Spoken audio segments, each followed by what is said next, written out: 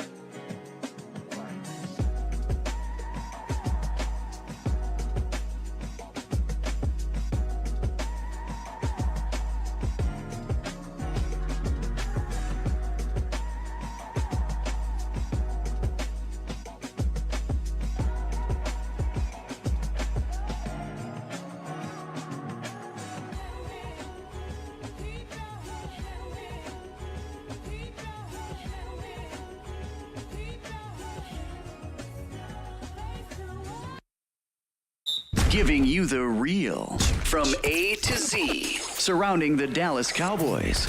News, updates, rumors, transactions, takes, and more. So strap up, Cowboys Nation, and start your day off with A to Z Sports. Live with Will Steele. 3, 2, 1. Here we go. Oh, yeah.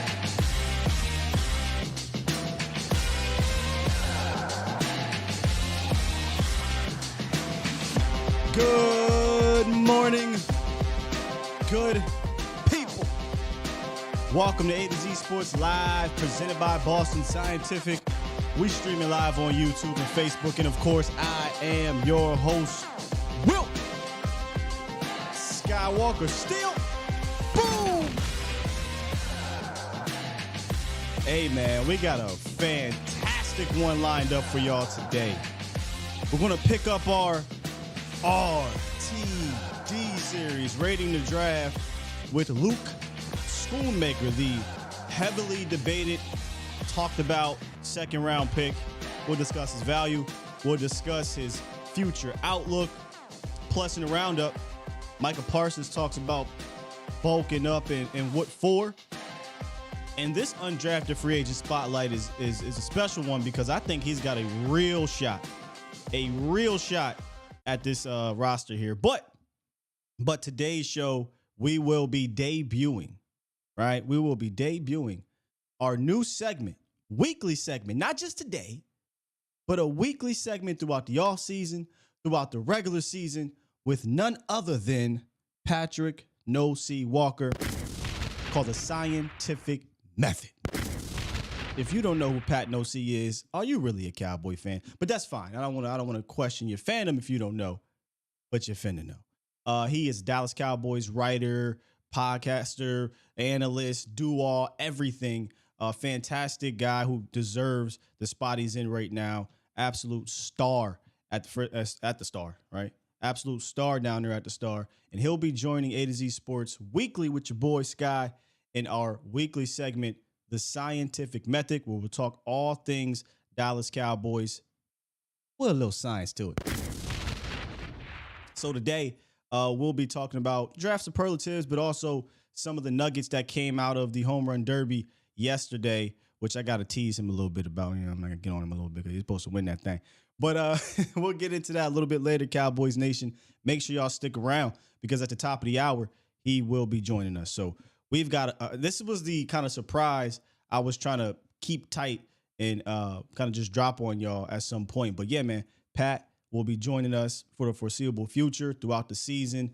It is going to be unbelievably fun, informative, and you guys will get something every single time he joins this show. What better way to have an insider like Pat join us each week? Come on now. Come on, Bomb Squad. Bomb Squad! All right, look, we got a lot to get to, so we're going to jump straight into this roundup because we do got to talk about, you know, these two things I mentioned at the top of the show before we get to Pat at the top of the hour, and then we're hitting the rating the draft. So jam-packed show. Buckle up. It's going to be a long one. It's time! It's time! It's time! It's time! It's time! It is time for... It's time for the morning roundup. Round 'em up, boys. Oh, they do it! Hey, oh, they do it! Hey, yo. We're going to start off today with the undrafted free agent spotlight. And it's the receiver that a lot of y'all have been like, Sky, you got to check out this dude. Jalen Moreno-Cropper out of Fresno State. Now, I know we can say this about a lot of these undrafted guys because the Cowboys have zeroed in on these undrafted free agents. Will McClay has been killing it, and they've been given a lot of kudos for their haul. But this kid right here could be one of their most value gets as an undrafted free agent. He could have been drafted, probably should have been drafted. 4-year senior out of Fresno State who tallied 2,700 plus yards, 21 touchdowns in his career. And he had a choice to go to some other big school. He had a choice to go to UCLA. He could have went to Oregon State. He could have went to the Big Ten in Indiana, but he decided to stay in close to home with Fresno State. He goes 5'11", $172, so he's not a big guy, but he's quick. He's heady. He's a route running slot wide receiver. He can make you miss after the catch, too. He had 19 missed tackles last year, forced missed tackles last year, and that was 11th in the country, tied for 11th in the entire country for a guy who went undrafted. That's pretty damn good. Now, he's going to have to work on the drops. He had a ton of drops at Fresno State, 17 in total in his college career, but he brings a lot to the table. And all these undrafted guys are going to have some warts, and that's his wart. Man, he brings so much more to the table that I think could give him a bit of an edge here in Dallas. And he comes into a room, we talk about this wide receiver room, where, yeah, they got the top three guys. Gallup, you got Cooks, you got Lamb. But after that, there is no sure thing. We talked about yesterday where McClay said, hey, I give the vote of confidence. I'm going to give these young guys a chance. Talking about, Jalen Tolbert, talking about Semi Fehoko and whatnot. But there's going to be a heated competition after those top three. And I think Moreno-Cropper is going to have something to say about it because he gives you something that you really don't quite have after those top three. And we're talking about a guy that can come in right now and route you up in the slot. Oh, by the way, he got some kick returner ability. Not much, but some kick returning ability. So, Vontae Turpin. There's more competition.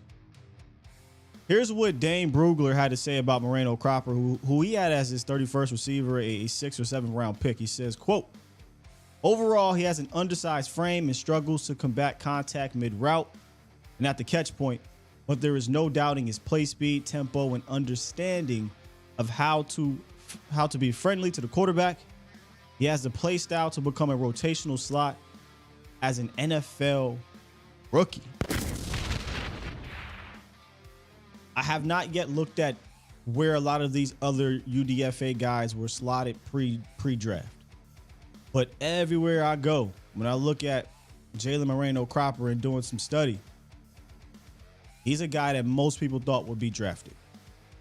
So if we get to ranking top 5 undrafted free agent steals or whatever you want to call it, hidden gems, I'm pretty sure he's going to rank pretty high up there for the Dallas Cowboys. So that is today's UDFA Spotlight, wide receiver Jalen Moreno Cropper out of Fresno State.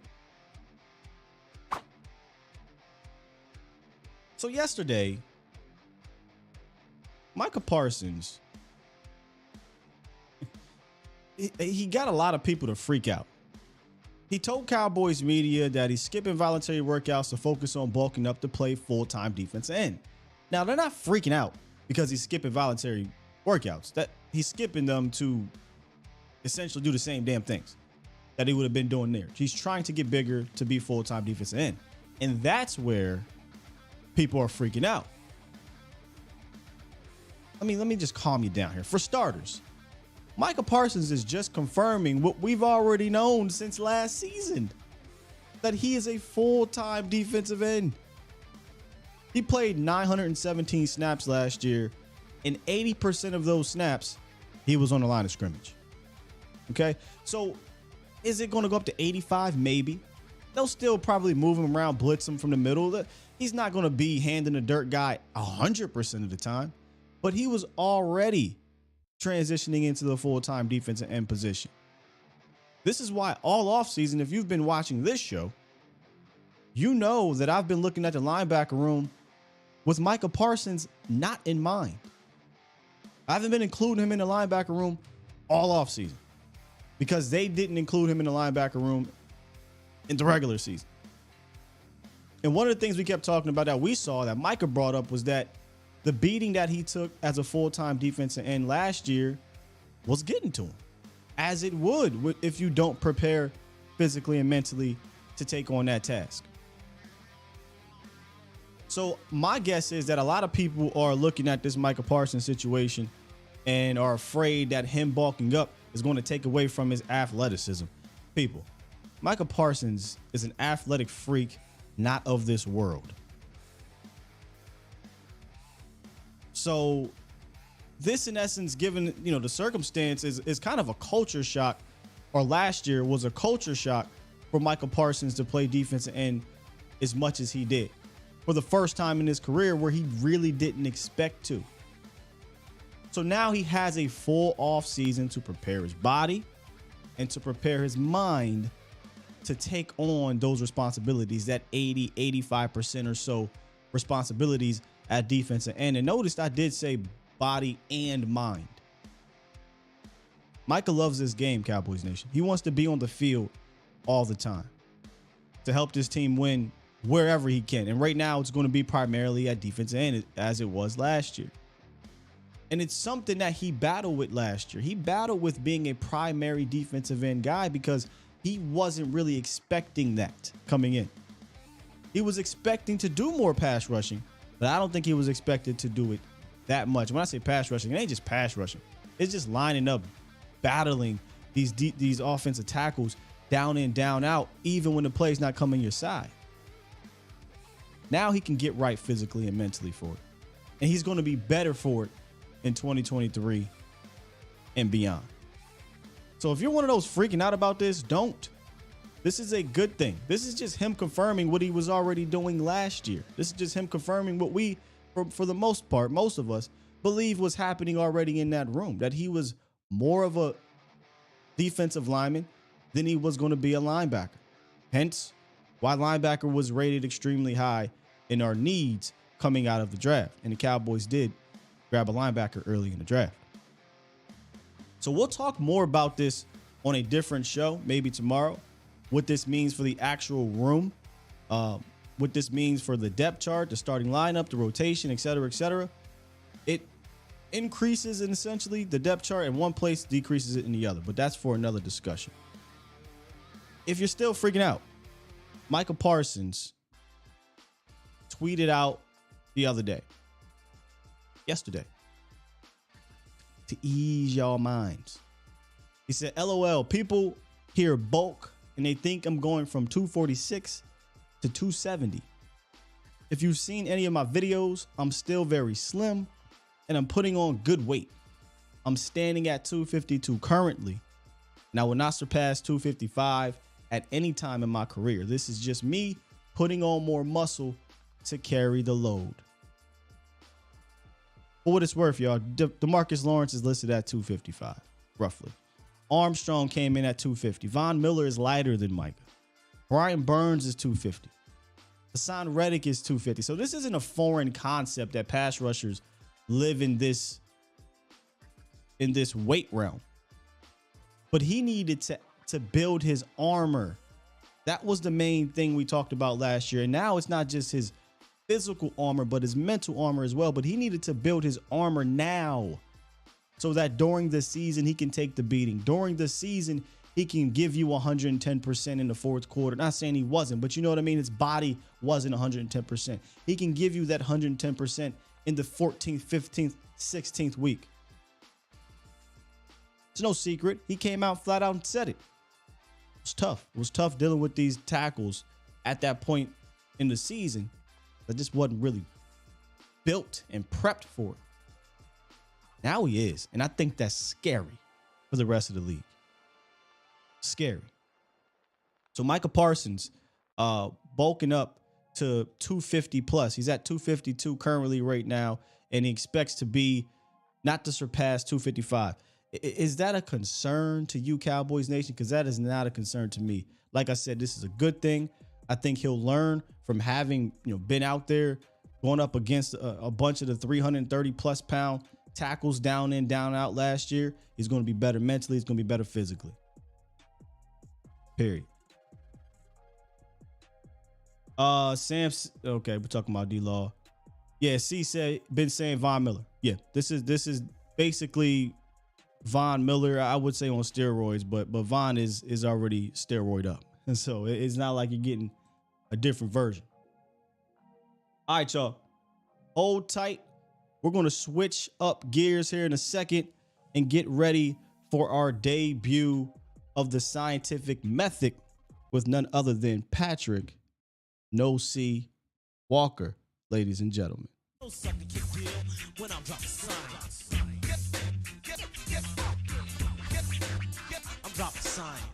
What's good, brother, man? You know I had to bring you in right, bro. You know I had to bring you in right. Come on, man. Listen, man, if they don't know who you are, please explain to the folks out there, the lovely folks, the wonderful work you do for this Cowboys Nation.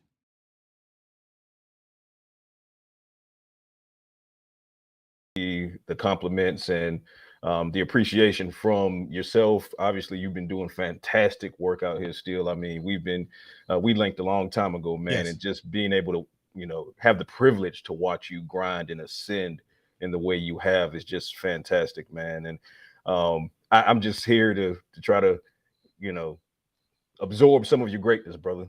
Right. That's what we do. We bounce off that greatness off each other, man, make each other better. We had a heart-to-heart conversation at camp. And that was the beginning of things, and look where we at now, man. It's like I told you in Oxnard, told you and our boy Vance Lombardi. You guys you're knocking it out the park, man. And for everyone that is trying to come up in this industry, and I've been there, and I feel like I'm still there. I don't ever feel like where I need to be. It doesn't matter where I'm sitting, doesn't matter how high up the ladder I am. I still feel like I'm just that young man that is trying to get into the game and trying to learn. And as long as you keep that mindset, you'll never stop moving forward. I mean, you'll get knocked back a couple of times, but keep that high motor, keep that Mozzie Smith motor, and you'll be all right. You'll be all right. Before we get to Mozzie Smith, man, you said knocking out the park. I got a bone to pick with you, brother. Okay. You went down to the home run derby, and I was pulling for you. I put the Yeah. money on you, Yeah. man. What happened? Okay. So you're a baseball player too. I am. I played all the way through sophomore year in college before my right knee started to clock out. And I actually still play adult league here in Dallas.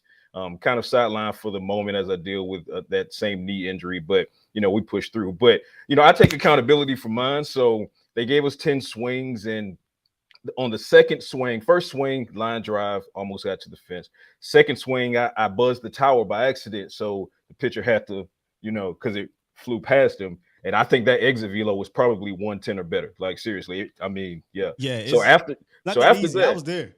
So after that, I think he got creative with the pitches. So I still was making contact. Like he's not getting it past me, but I'm expecting some fastballs, two seamers at best. But I saw some cutters. I could have sworn I saw a slurve in there. Come on. Maybe a 12-6 curve. The Ephus pitch, is that what it's called? Yeah, so he had me getting on top of a couple, so that 3 or 4 got on top of because they had movement. Like they're not supposed to have movement in cage work. So if I had known to look for movement, I would have been looking for the break point, and then I would have showed him a little something. But he got me. But nonetheless, the more important thing is we have fun, and even more important than that is I was able to raise $1,000 for one of my favorite charities, which is the American Foundation for Suicide Prevention, which is massive for me. Those who have followed me for a long time know I am a massive advocate for mental health and mental health awareness. And as we sit here in the month of May, which is Mental Health Awareness Month, later this month, and date TBD, I have my mental health podcast coming out. I'll be dropping the information on that probably at some point next week. So it means a lot to me to be able to contribute to such a great cause, to try to help everyone understand just how important it is to keep your mentals level. Man, hell yeah. And doing what we do, you definitely have to. And a lot of people out there go through a lot of stuff. So if you need to reach out to Pat for sure, and us, and we can definitely try to talk you through things and help each other out, man. But last year when I went to that event, Micah Parsons was just bombing. He was bombing home runs out of there. But this year, I'm not sure how he did down there. But did you talk to him about the weight build thing? I know you were part of the media down there, obviously. What's your thought process on that? Because a lot of people are kind of taking this, I think, out of the context here. Well, first of all, as far as how he did, we're gonna blow right past that because if there's anybody I don't want to upset who has to walk past me on a regular basis, it's Micah Parsons. Yeah. Let's just say Leighton Vander Esch defended this title. Micah had the same issues with pitching that I did, and he was very vocal about them, as did a couple of other guys. But as far as the bulking up, keep in mind, ladies and gentlemen, this is not something that should surprise you. And I get that it's a news item, but it's not entirely breaking news. And if you go back and you look at Micah's splits in 2022, you'll see that it was 80-20, 85-15 as far as defensive end versus linebacker.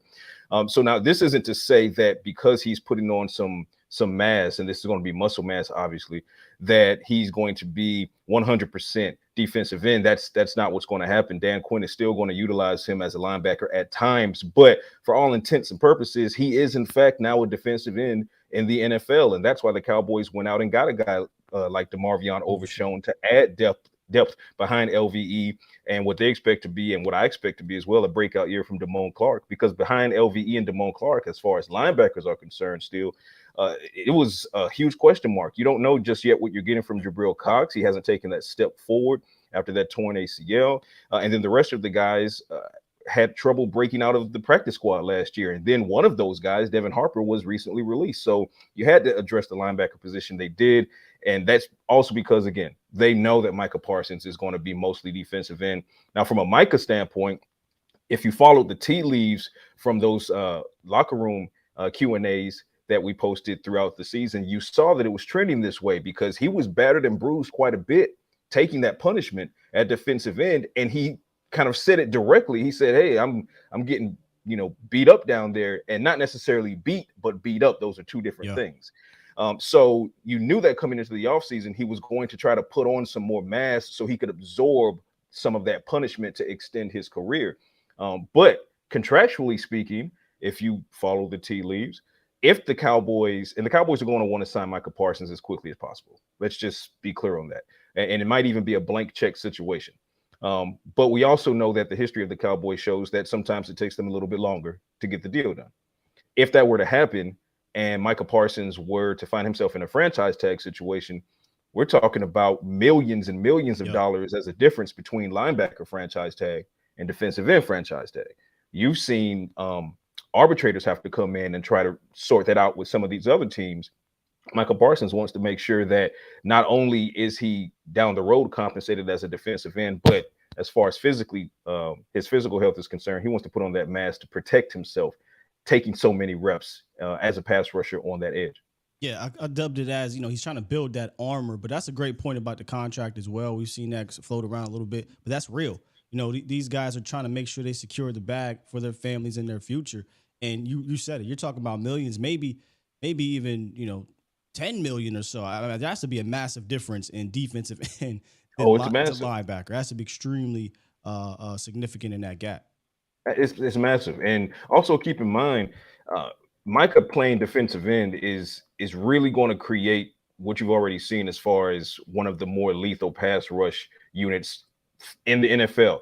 And probably in Cowboys history, at least in recent Cowboys history. And when I say recent, I'm talking 20 plus years.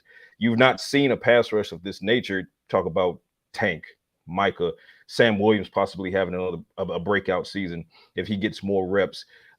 Dorrance Armstrong coming off of a career season. Dante Fowler is back. The list goes on. And then you drop Mozzie Smith in the middle of that. And I don't know that people understand exactly what Mozzie Smith brings to the table, not only as a definitive run stopper, because as a definitive run stopper, it makes it virtually impossible to double the edges. So you have to play honest. You have to play true across the board. That gives you one-on-one matchups against Micah, a more bulked up Micah. That gives you one-on-one matchups against Tank, Sam, Dorrance. The list goes on as far as the waves of pass rushers the Cowboys can throw. But also with Mozzie Smith, and this is another reason Micah Parsons got excited, Mozzie Smith is going to end up working in different positions across the defensive line. So, yes, he's coming in as a definitive, one tech behind Jonathan Hankins, probably in front of Jonathan Hankins now, being the first round pick. But he has flexibility at 0, 2, 3, and depending on the set, you might see him in 4 tech, you might see him in 5 tech if it's a 4-down man set. So Mozzie Smith is going to get some edge work as well. As early as training camp. Does that mean you'll see a ton of that in 2023? You'll see sprinkles of it, but as his career goes with the Cowboys, you'll see Mozzie Smith doing more than just stopping the run, which he'll be elite at, but he's very disruptive. Go and look at his Michigan film. Even with them rarely asking him to get into the backfield on pass attacks, he just gets back there. He pays rent in the backfield. He lives there. I think we also don't understand how big that dude is. You and I'm sorry, I forget her name. You guys did a interview on a bus. You got the chance to see Haley. Haley sat next to. You've seen him already, but you sat next to Mozzie Smith. He is a massive man. Explain just how big of a dude he is and how that's going to be a pass. It's like dropping. You got the shoe shirt on, right? Shoosh. It's like dropping Otis. Thank you. In the middle of that defensive line. If y'all know who Otis, I'm sorry, he's Otis now because he's fancy. He's fancy now, Otis. It's like dropping Otis in the middle of that line, man. It's unbelievable. He's huge. It is. And real quick, side note, housekeeping. Ladies and gentlemen, I love you to death. Thanks for keeping me honest. It's actually not Devin Harper. It was Devontae Bond. That's the linebacker that I was thinking of that the Cowboys parted ways with. So way to keep me honest. I'm still waking up from a long day yesterday. Love you. They'll do that here, brother. Trust me. And I love it. I love it. And they follow me. For those that follow me, they know I am all about owning when I make a little error. So that's who I was thinking about is Bond, not Harper. Harper is still recovering from injury. Bond was the linebacker the Cowboys parted way with. But overarching point remains the same. Linebacker depth was the issue. Overshown is now in the building. Micah Parsons being dropped down where he mostly was anyway. So when it comes to Mozzie Smith, you're dropping Otis, a.k.a. Otis, in the middle of a defensive line.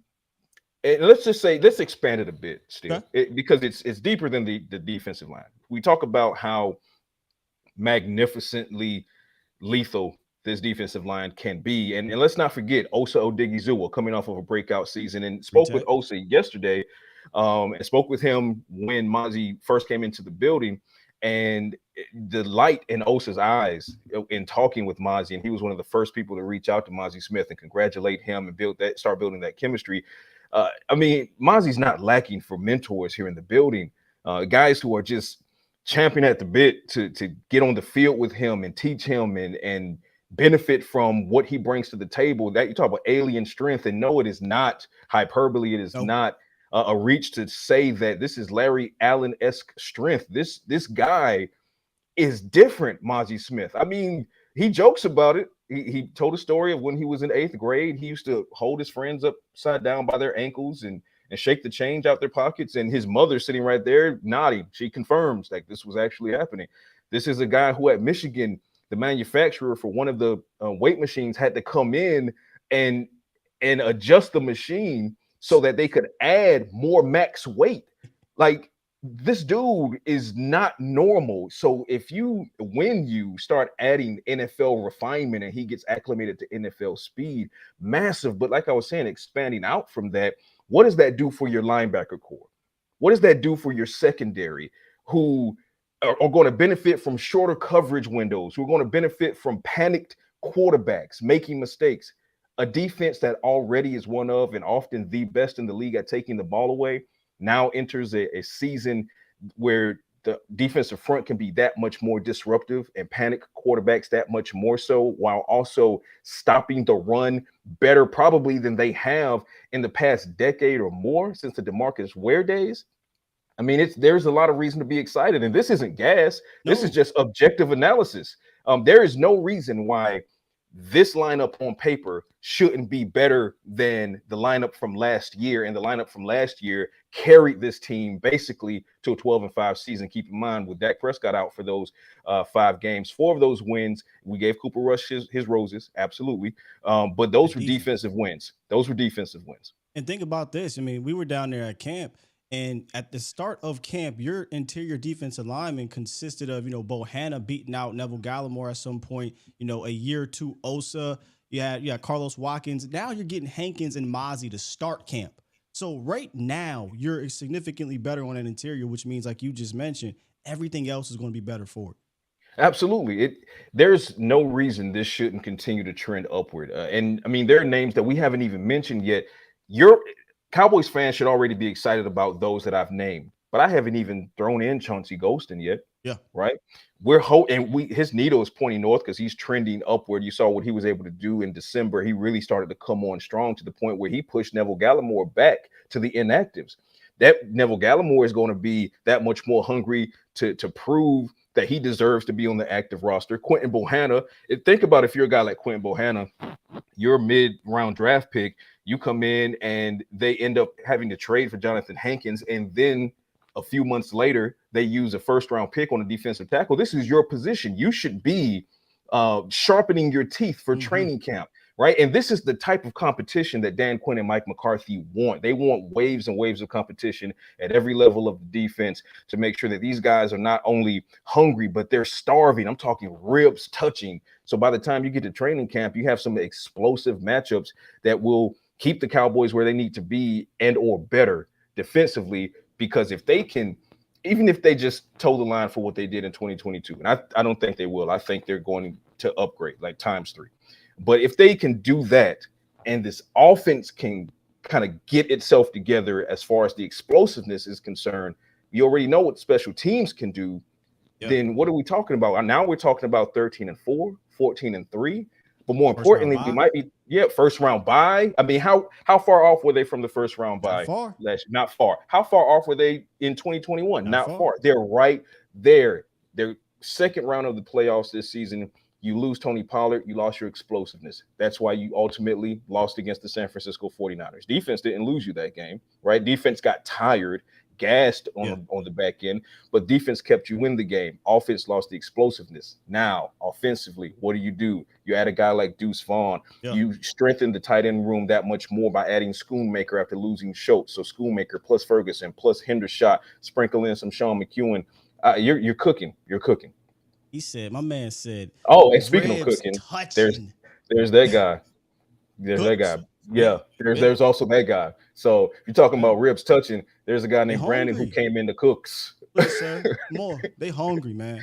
You brought up the tight end room, and I'm glad you did that. Great segue, because you got a chance to talk to Jake Ferguson yesterday, and you wrote a fantastic article about his maturation and his year 2 jump that he's expecting to take. Do you think, or do you feel that there's a different energy in that room now? Because the room, to me, and I'm going to talk about this a little bit more later, is in a unique position where these young guys are leading the way. In the past, you had Witten, who was always here, and you had Dalton Schultz, who was kind of always here. Now there's no, and I hate to use the word progress stopper, but there is no veteran in front of these young guys who have shown talent. Do you feel a different hunger, rib touching hunger in that room, brother? I don't. I will say I don't feel it any more than I felt it last year when it came to Jake Ferguson and Peyton Hendershot. And Ferguson, when I spoke with him yesterday at the Home Run Derby, he said it perfectly. He said that as far as stepping into that big brother role, this is just how things have unfolded. As far as with Schultz leaving in free agency, or I should say, the Cowboys opting to let Dalton Schultz leave in free agency, because that was more so their decision. But he also said the beauty of the tight end room is no one's putting on the front. Everyone's just being themselves. And if you spend 5 seconds in a room with Ferguson and Hendershot, those guys are as authentic as you will ever see, not just as NFL players, but just as human beings. So Ferguson understands that while he'll be looked upon as kind of like the big brother, even though he came in the same year as Hendershot, when you're expected to be tight end one, or at least share those tight end one duties with a guy like Schoonmaker and heavy reps also going to Peyton Hendershot as well. Ferguson understands that he's going to have to take on the role of being kind of like that big brother, and he's welcoming it. But he says, and I loved it when he said it, he said it's about leading more so on the field than it is verbally. So, yeah, he's going to help Schoonmaker acclimate to the NFL. And he's going to help Peyton Hendershot kind of take the next step for year 2. But he's already at work himself trying to take the big leap in year 2. He's looking for a big leap in all facets of his game, is the way he explained it to me. So, he's welcoming in Schoonmaker, and he's just excited. He said, and I quote, the 4 horsemen just got another one. And so you lose Dalton Schultz, you get Schoonmaker, and the 4 horsemen are still in the building for the Cowboys. Man, we got to find a really good name. I know I've heard, was it Fergus Shotmaker? I do like it. I saw Fergus Shotmaker. Big Ten Mafia. I was just jokingly Mafia. Yesterday. I said Jake Schoonmaker. I was just, I was trying to have some fun. So but many people just, on Twitter. Oh my God, that went over their heads, bro. Right over the head. Right over the head. But yeah, ladies and gentlemen, if you got some fun names for the tight end unit here in Dallas, drop them. Drop them on Twitter. Drop them here in the chat. We like to hear them, man, because it is exactly that. It is most certainly, at minimum, it's a 3-headed monster. And look at what the Cowboys are building here still. You got at least a 3-headed monster at tight end. Mm-hmm. Now, with the addition of Brandon Cooks, you got at least a 3-headed monster at wide receiver. You got maybe a 4-headed monster at running back. Deuce Vaughn and Tony Pollard, Malik Davis showing signs. You go inside Ronald Jones, flip to the defensive side of the ball, 3-headed Hydra. It's at the safety unit, 3 or 4-headed monster at cornerback, Trevon Diggs, Stephon Gilmore, Deron Bland, Jordan Lewis. And I don't know what you would call the defensive front. I mean, that's a lot of heads. Octopus or whatever. Yeah, the octopus, like that's a lot of heads. Hydra and that would they're yeah, I mean, it's ultimately still a Hydra. If you got more, if you got several heads, it's a Hydra. But like at a certain point, we're talking about the monster verse. Like you got to bring in Kong and Godzilla to take out some of these kaijus. Like these are kaijus. Yeah, Kang. I bring in. Year 2 Ferguson, I think, is going to be fantastic. But I'm with you. I'm so excited about this. Wait, hold on, pause. Somebody said Hail Hydra. We don't do that here. No. No. No. We do not do that here. No. We do not do that. Okay. No. You were saying, brother. I was saying I am excited about this tight end room because they're young. The 2 tight ends last year got some experience. They played, I think, both played roughly 400 snaps or so, and I think that's going to help them moving forward. But I couldn't help but think, and I'll get into this a little bit later when we talk about draft superlatives. I want to get to some of these draft superlatives. You don't have to go too crazy on them. I won't keep it too long, brother. But I had the safest pick being one of those tight ends, and I'm talking about Luke Schoonmaker. Mm-hmm. What would be considered your safest pick in this draft? Oh, safest. Mind you, second round been an unsafe round for the Right, Cowboys. right. Very And unsafe. I think that's why the irony being the safest pick, and I agree, for typically their most risky round is Luke Schoonmaker. He just checks all the boxes. Go and look at his Michigan film. He was one of the best, and some would argue he's the best blocking tight end. I would still argue that that belongs to Darnell Washington. But what Darnell Washington doesn't provide you, other than Darnell having some medical red flags, and I've spoken those pre-draft, and being the Dogs fan and Dogs alum, I knew that was going to be the case, and the Cowboys made that the case as well, as did the other teams. But Schoonmaker, he not only is one of the better blocking guys, and when I say that, I mean you could run behind him. Like you could give the ball to Tony Pollard, Deuce Vaughn, Ronald Jones, Malik Davis, Rico Dowdle, who's back as well. You could run behind him. He is a blocking tight end, but he also runs routes very well. He runs the complete route tree. He gets, I won't say elite separation, but he gets more than sufficient separation as far as getting off of his spot from linebackers and maybe some nickel corners.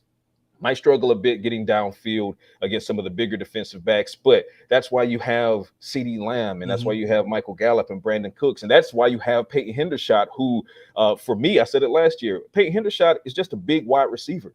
Like, he's a wide receiver.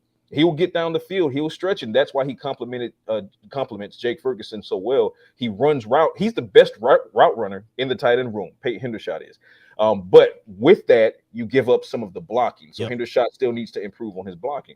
Schoonmaker, he just checks every single box. And from a Cowboy standpoint, he gives you another Big Ten tight end. And Ferguson said something funny last night when it comes to Big Ten tight ends. He's right. The Cowboys tight end room is 100% from the Big Ten. Sean McEwen as well, former Michigan guy, former teammate of Luke Schoonmaker. These are tight ends who have been bred to be NFL caliber guys and not necessarily be able to do just one thing exceptionally well as much as they can do several things quite well, if that makes sense. No, it makes a ton of sense. And given what the Cowboys, I think they want to do on the ground, it makes sense that they're collecting these Big Ten dudes because they have to battle in those trenches. And I use the word fight. And I think people forget how good Ferg is blocking, man.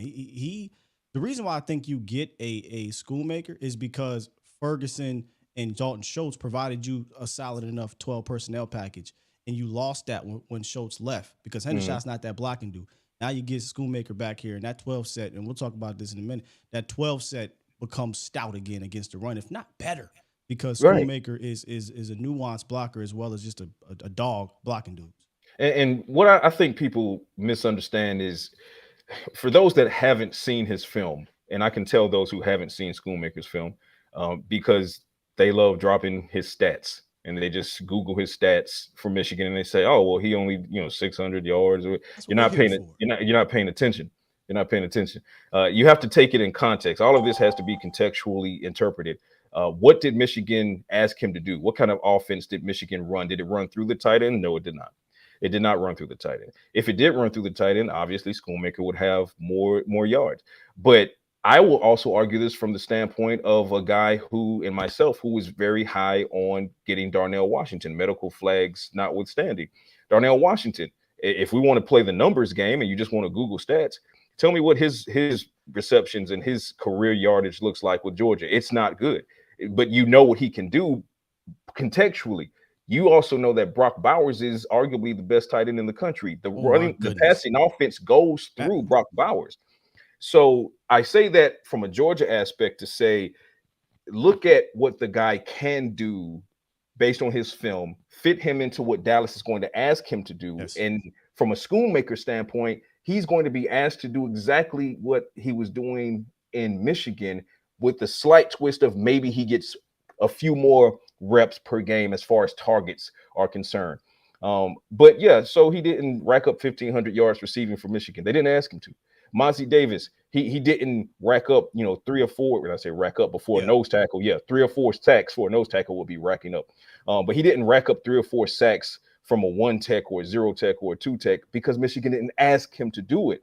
So when you start to see Mozzie Smith get sacks over the next couple of years with the Cowboys, remember, it's always bigger than the stat line. You got to dig into the film, look at the scheme that they were in previously, and then you make the full assessment as far as projection. And that is what science is. Boom, you said it right there, and I wrote it down. Man, you have to project too, as well, what these guys are going to be at the next level. And I don't understand how we don't see that, because we have it right in front of our faces with Dalton Schultz. Go look at Dalton Schultz stats in Stanford. Stanford didn't throw the ball to tight He was a ends. blocking He was tight end at blocking tight end. Stanford because that's what they asked him to do. And then what happens when he gets in an offense with a good quarterback and he's not, the feature part of the offense, but a guy that can be a part of the machine where you're worried about Lamb or Cooper or Gallup or whomever. 800 yards, 8 touchdowns. 600 yards, 6 touchdowns. So, all these tight ends, I think, are going to benefit from playing around Dak Prescott, playing around Cooks, playing around CD Lamb and Michael Gallup and so forth. So we gotta project a little bit as well. It's all going to be complementary football, because while Schoonmaker checks all the boxes, there's a way to think about it in this way. So Ferguson versus Hendershot. Hendershot is a better receiver. Ferguson is a better blocker. Schoonmaker is good at both. Yeah.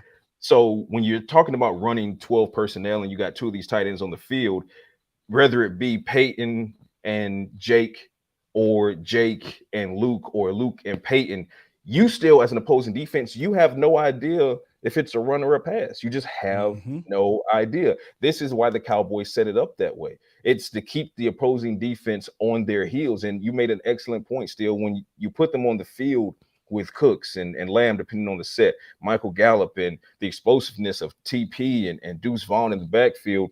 You linebackers can't shade coverage one way or another. Secondary safeties have to be careful crashing down, because if you crash down and try to, add a man in the box to stop the run, you just expose yourself down the field. So the Cowboys have designed this offense to have weapons at every position, and not just a weapon at every position, but multiple weapons at every position to keep opposing defenses guessing and on their toes. And like I said earlier, if this offense can reach the explosiveness that it saw in the Amari Cooper days or better, and match that with the 2022 version of the Cowboys defense, let alone what the 23 version might be like when you drop in Mozzie Smith and you add DeMarvion Overshown, who to me is a safety backer. That's the phrase I go with him. He played safety, he's played edge, he's linebacker now, but look at him as kind of like a Dono / Jaron Curse mode. But it's all about, from an offensive standpoint, regaining your swagger.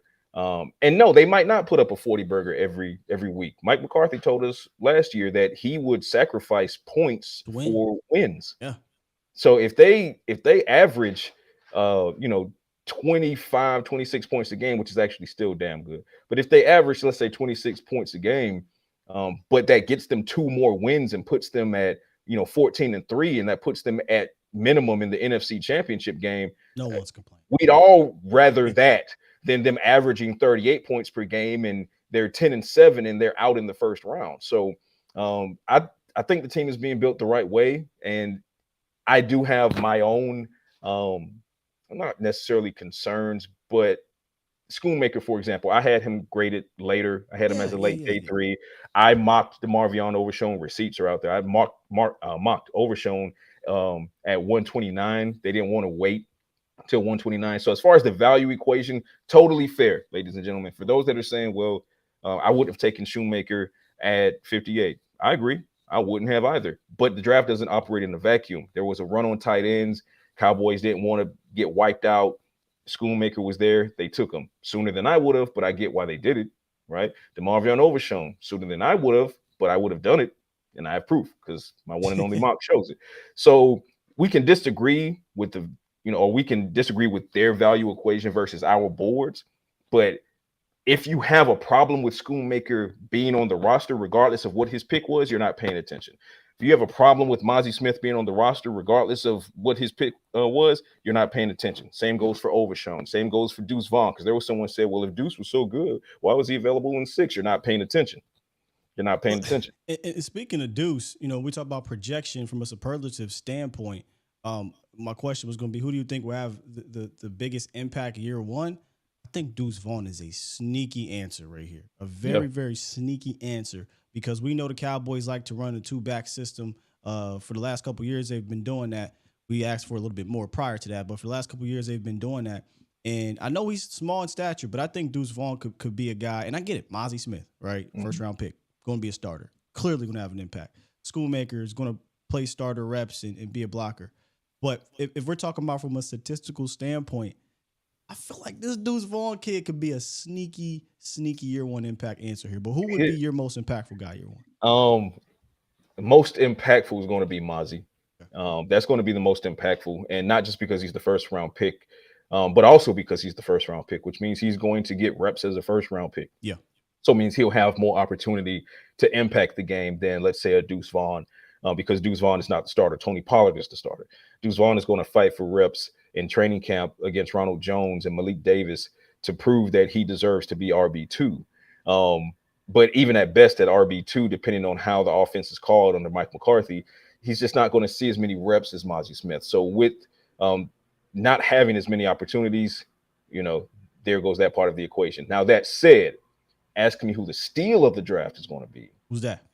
I believe it's going to be Deuce Vaughn. Yeah. I don't think there's any way around that.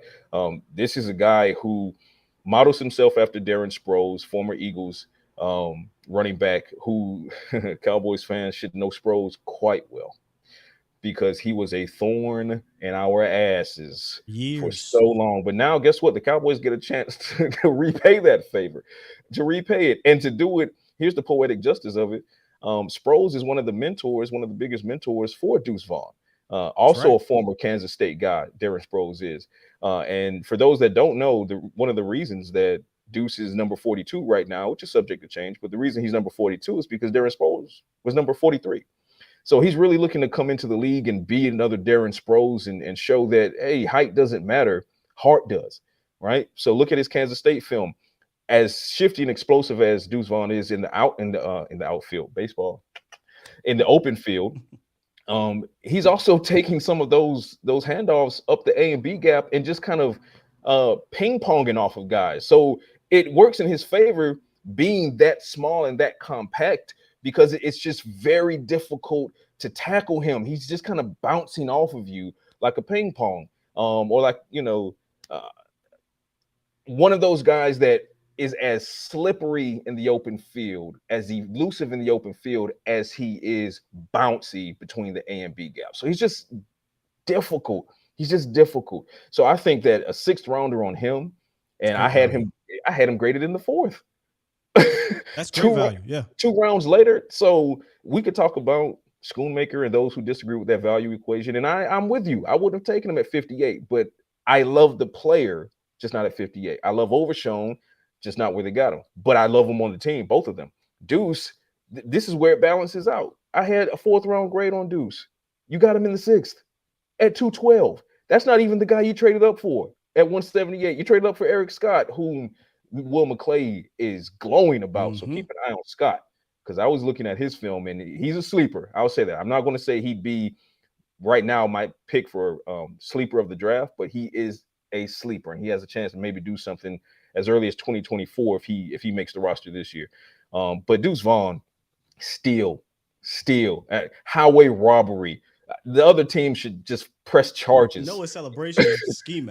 Yeah. Just the other team should just press charges. Like, this is gunpoint at an ATM. Like, you said it about balancing out, because I think they absolutely jumped in round 2 and round 3, but I feel like they felt like they had to jump because they didn't think it was going to come back around at said positions. You look at the tight end position, I think 5 went in round 2 when you include the Cowboys pick. And I just don't think they thought it would come back at 90. And I don't think they thought Overshown would come back in the 4th. So they jumped. It is what it is. But it's not like they jumped 5 rounds. They jumped 4 rounds. They got the guy maybe around sooner than later. But it's all about how will they impact this team when they get here. And we should be seeing that shortly. When is rookie minicamp? Rookie minicamp starts next weekend on the 12th. I believe. Veterans report for OTAs 2 weeks thereafter. So the rookies are going to be in next weekend, really starting to get their legs under them before the veterans come in and start pushing them around, or trying to push them around, because you're not pushing Mozzie Smith around. You're just not. And I really just can't wait to see the first rep between Mozzie Smith and Tyler Smith.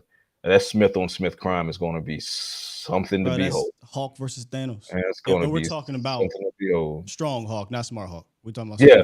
No. That's smart. That's smart. We won't just getting selfies from the kids. Yeah, we don't want that Hawk, man. Look, this is why you got to bring Patrick No-C Walker of DallasCowboys.com, and I got to shout out Catch This Fade. I'm sorry, I got to do it because for years, I've been producing the fantastic show from you and KD Drummond, and y'all have been inspiration to what I do here.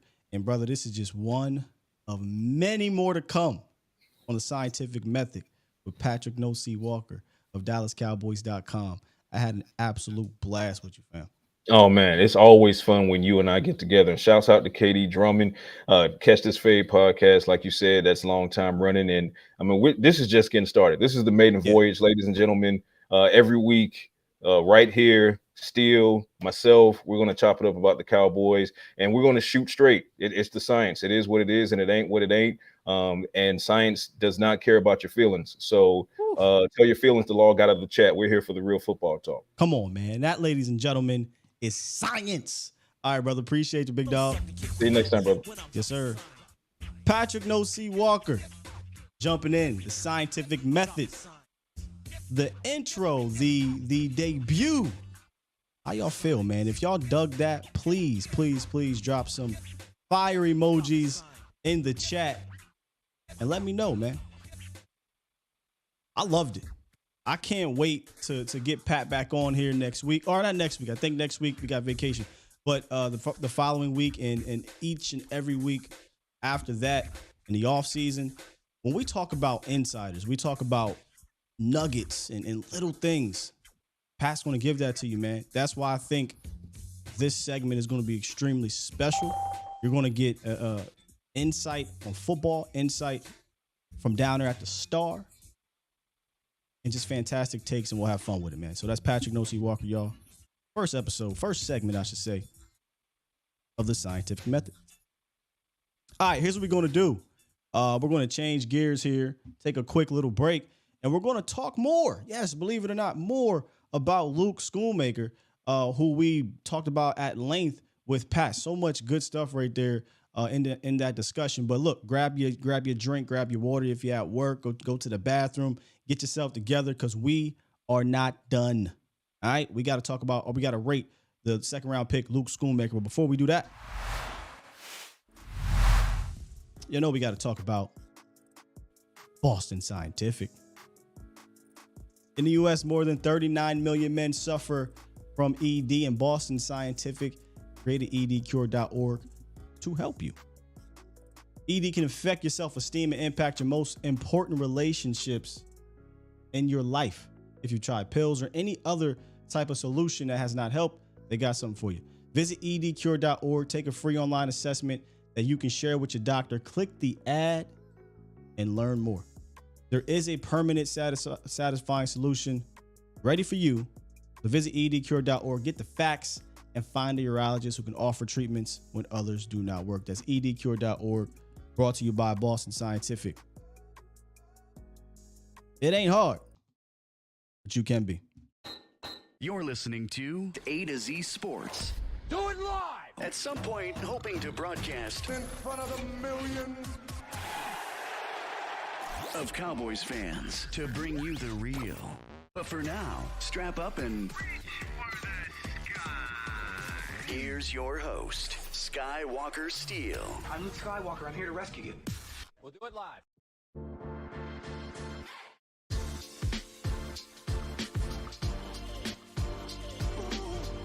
We'll do it live.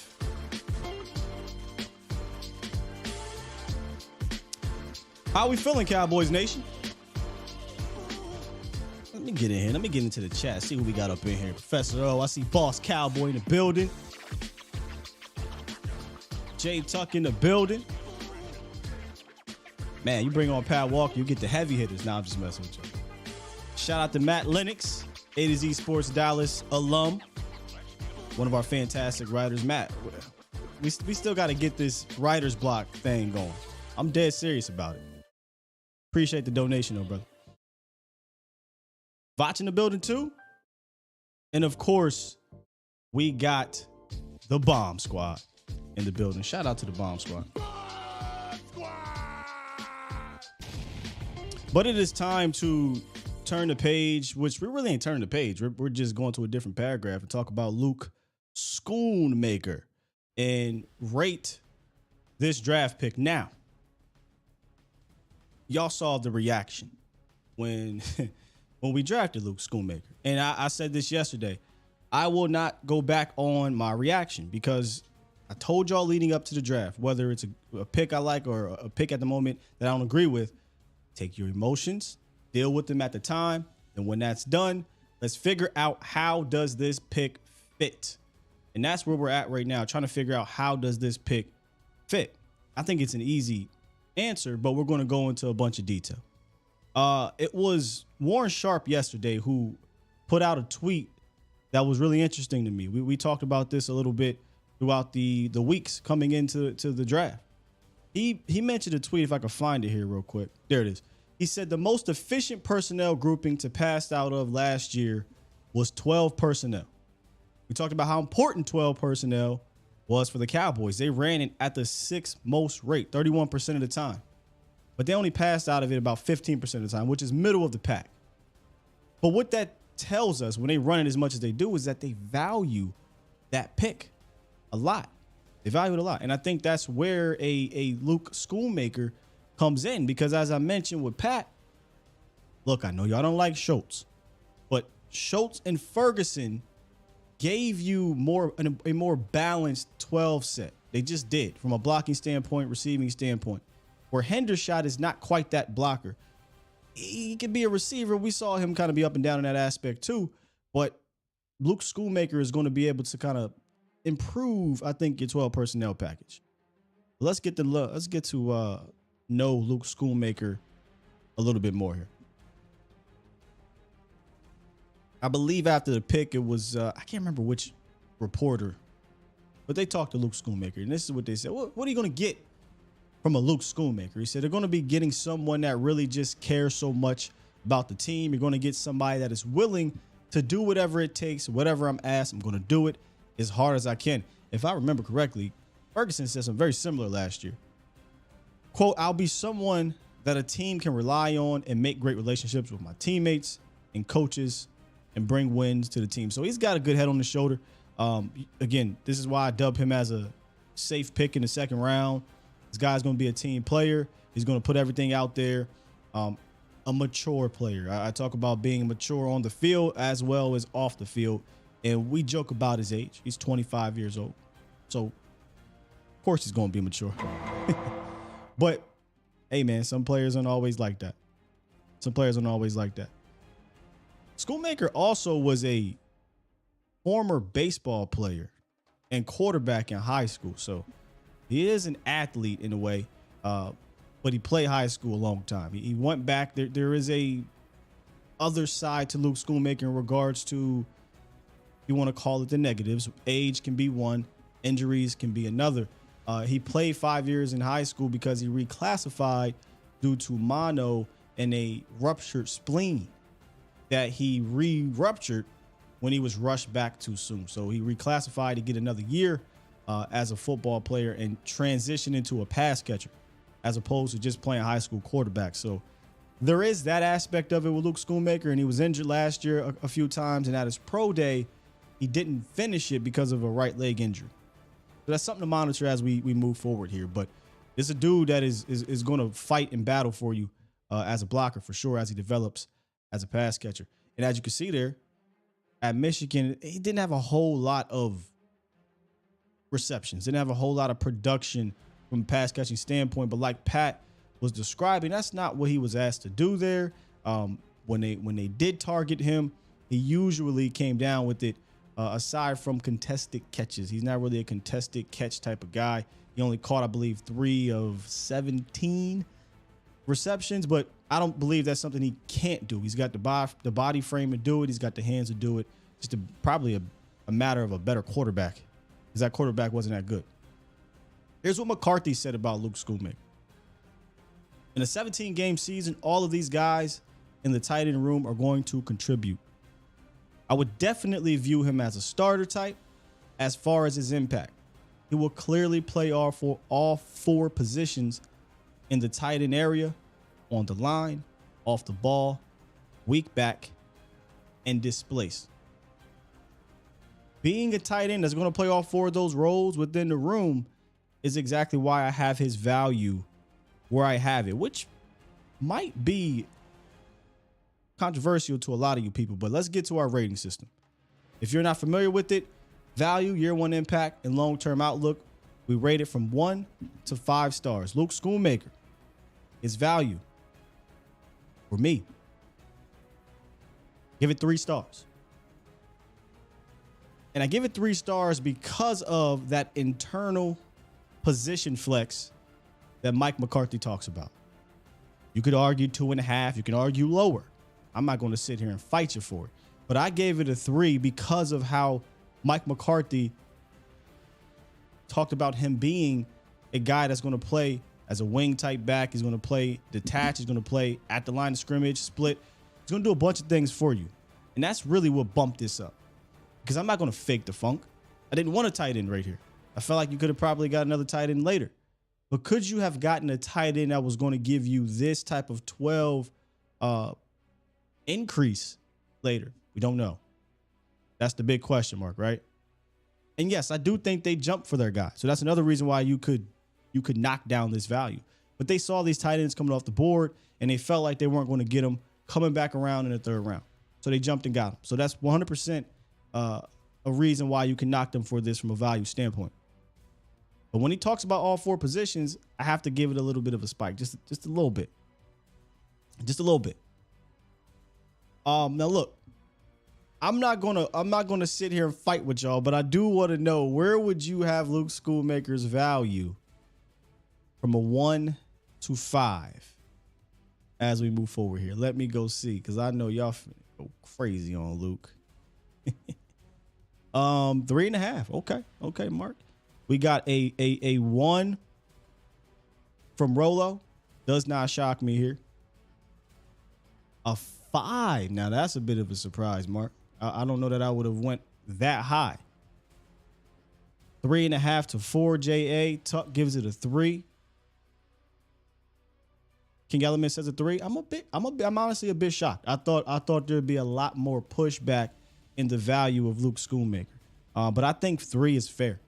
Especially given his role on his team, a little bit of context of what he's going to play as an internal position flex. And when I say internal position flex, I mean within that room, playing all 4 different positions. And then we'll talk about his year 1 impact here in a second. I think that could also increase his value. Yeah, I'm a bit shocked. A lot of you guys are in that 3 range. I'm seeing some 4s as well.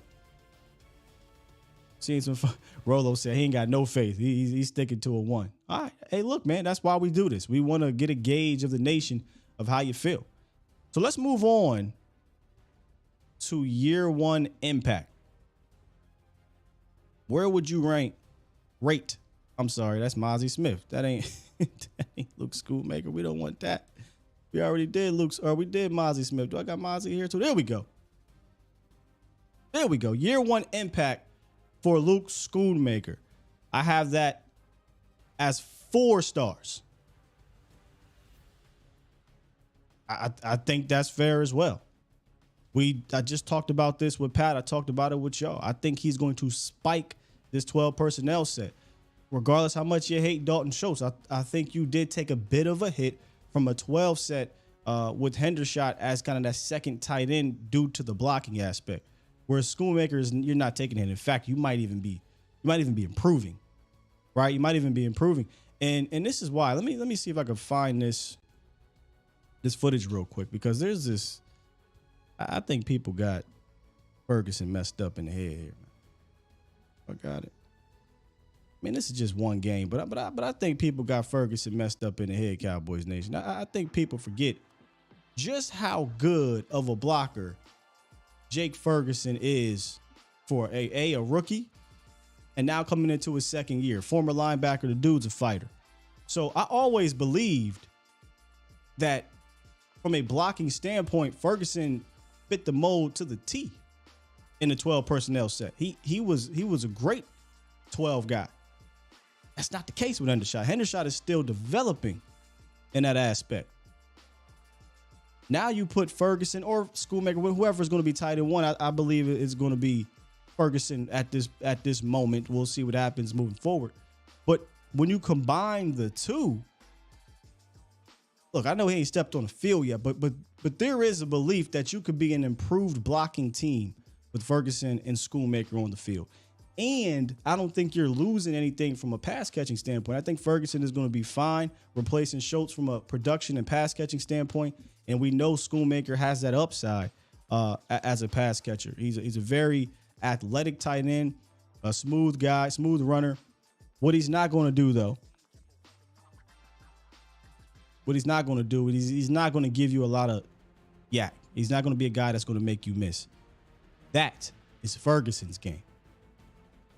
There's a handful of people out here that have this belief that, because Jake Ferguson is not running a 4.6 or 4.5, he ain't athletic. Look, man, all I know is Jake Ferguson, if you go look at the yak yards, right? Yards after catch per reception, Jake Ferguson was a top 5 guy in the league of all those dudes who ranked in the top 10 in yards after catch for tight ends. Okay, so we can talk about him not being able to run a 4.5, but I know one thing he's going to do. He's going to make you miss. And I'm going to keep pounding this specific stat on the table. All this sending tight ends down the field, 20 yards, and he can't stretch the field. Guys, only like 3 tight ends ran more than 12 routes past 20 yards all season and got targeted, I should say. There's no joke. Go look it up. It's all there. I want to say it was 3 tight ends who had more than 5 receptions of 20 yards or more down the field. I want to say it was only 5 tight ends who got 12 plus targets 20 yards down the field. Tight ends live 10 yards and in. Tight ends live 15 yards and in. So the yak is extremely important. That's something that Schoonmaker is not really going to give you, but Ferguson can give you that. Don't sleep on him. That's all I'm saying. And I do think this duo or trio or 4 horsemen, whatever you want to call it, I'm willing to see the potential through with them as opposed to bringing back Dalton Schultz. I think his ceiling has been hit. He's capped out. I'm ready to see if any of these other guys can exceed that ceiling. So, year 1 impact. How many stars here? I think this is an easy one for me, 4 stars. I mean, you could even probably give it a 5, but dude's going to play. He's going to play a lot. I think he's going to have a major impact in that 12 set at the very least. And we'll see if he ascends himself into tight end 1 when it all matters. 4, 2, 5, 4. I don't know how this can be really below a 4. Because just because of the fact he's going to play. Right? Like, he's going to play a lot. And he's at least going to have an impact in the run department. Yeah, TC, I don't know how you could say 2, but that's your opinion. You know, if he only has a 2-star rating impact this year, that means he's not really seeing the field that much to me. You know, it means he's not seeing the field. And I'm not saying this when I say 4 stars. I'm not saying 4 stars. He's a 4-star player. I'm saying his year 1 impact. Let me see if I got this right for our long-term outlook. I messed that up. Let me see, y'all. All right, we good. Luke Schoonmaker. Long-term outlook. Gave that a 3 stars. And I dub it as a rookie contract contributor. And here's why I gave it 3 stars. I mentioned this with Pat. Dallas is in a bit of a new day at the position. It's a new day. Yes, it is. Which makes it difficult to really know how they view the position fundamentally in this offense. Because we haven't seen it yet. And when I mean by seen it, I mean these young kids. We've dealt with Witten for years. We've had Schultz in the room for years, where these were more of the kind of the veterans and the guys at the position. But they've got a bunch of young guys that have a chance right now in Ferguson and Schoonmaker and Hendershot. A chance. When I say young, I get it. Schoonmaker's 25. But I mean league-wise. They offer different skill sets, and they're going to be given an opportunity to really stamp their ground long-term as one of them guys, right? Make a name for themselves long-term. But right now, it feels like the position is one that's still not a feature position, right? It's one of those positions that, hey, it's just a part of the offense, which I have no problem with unless you got a special player. So it could be one of those things where they continue to just draft and develop and replace. Draft, develop, replace. As opposed to signing these guys to these long-term deals that you see some of the special guys get. Now, long ways to go. One of these dudes could come out of this thing as special. But when we do these ratings, we're talking about right now. And right now, I look at this thing as a 3-star, and he's going to be a rookie contract contributor. 3 stars is not bad. It's not great. I don't have him as a guy that's going to be Jason Witten like, right? But I think he could be here, obviously, and contribute for the length of his contract, and we'll see moving forward. Whereas let's just go back a couple years. When we did this for Micah Parsons, it was 15 stars. Like Micah Parsons to me was 100% a guy that you're going to keep around for a decade or more. The only drawback to Micah Parsons at that time for me, if you go back and listen, is I said it just depends on what Stephen Jones wants to do from a money standpoint. You know, because Stephen Jones is tight with the pockets, but they usually play their players that are superstars like that. So back to Luke Schoonmaker, long-term outlook, star rating 3. What you got, Cowboys Nation? 3 is fair. And Lunda, I trust. Shout out to Dro Knows. He called into Vacha's show yesterday for the first time. Big Sarge says 3 may not get a second contract. Let's see. Oh, don't do that to Schoonmaker. Brandon Whedon Rolo was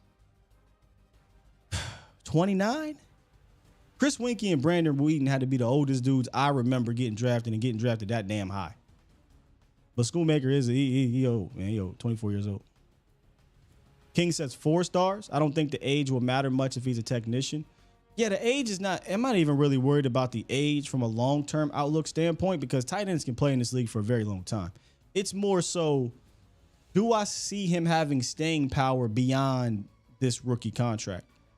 And based off how the Cowboys utilize the tight end as we speak, because we don't really know really what it's going to be with this Mike McCarthy moving forward, it feels like draft, develop, replace. It doesn't feel like these guys are going to be guys they sign for a long, unless a Kittle, Andrews, Kelsey type emerges from this group. So I got 3 stars. Toxic said, of course, I'm going to defend the old people.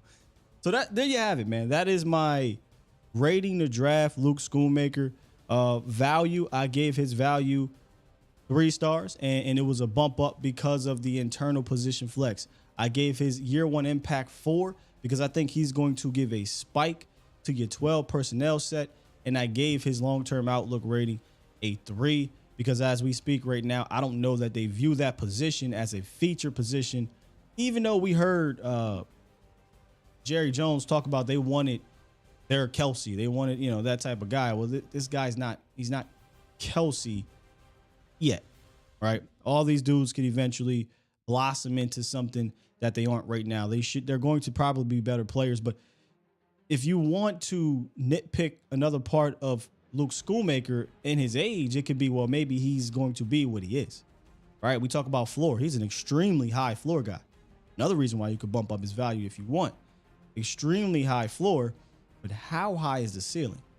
That's where you hear Lunda Wells, you hear Will McClay talk about tapping into the pass catching potential that just wasn't there at Michigan, only in stints. But like most tight ends in the National Football League, it's really about opportunity.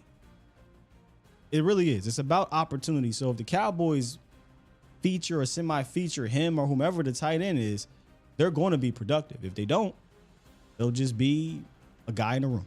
He'll just be a guy in the room. All right. We got a few callers on the line. Perfect amount of callers on the line as we continue to wrap up this show. Appreciate y'all for sitting through my rating series or ratings for Luke Schoonmaker. Usually, I do a rating, we'll jump into the line. I do a rating, we'll jump into the line. But we had my guy Pat Nosey Walker on earlier. Sorry, y'all. He jumps to the front of the line. If you missed it, run that thing back. We will be cutting up the segment and putting it on our website. So make sure y'all tune in for that too. Please support the website, AZSportsDallas.com. First up, let's get my Reading brother on the horn. Good morning. Mr. Rodney.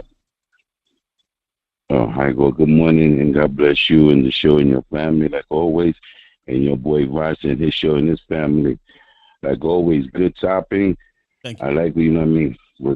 I like what you was talking about, but I like also the thing what Patrick was saying about the mental health situation. And I got this to say to a lot of people. Sometimes people think that you crazy.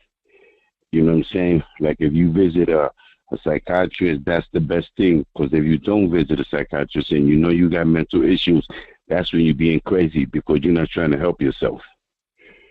Number one. And also to the Schoonmaker guy, the tight end, I think he got an upside.